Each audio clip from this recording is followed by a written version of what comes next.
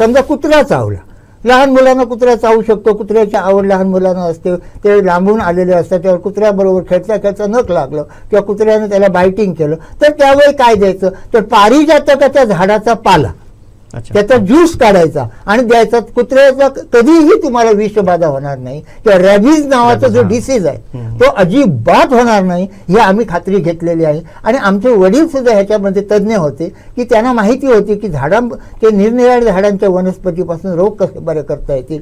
समजा एखाद्या वेळेस रेप्टाईल्स, ज्याला सरपटणारे प्राणी म्हणतात, ते चावले तर त्याच्यावर कोणतं औषध द्यायचं. इमिजिएट तुम्हाला डॉक्टर मिळू शकत नाही. इमिजिएट तुम्ही कुडाळ 22 किलोमीटर आहे किंवा रत्नागिरी किंवा कोल्हापूर ही जी जास्त लांबीची शहर आहे तिथे आपण पोहोचू शकत नाही. आणि अशा पेशंटला घरच्या घरी ताबडतोब फर्स्ट एड देणं गरजेचं असतं. त्यासाठी आम्ही सगळ्या तऱ्हेची मेडिसिनल प्लांट्स लावलेली.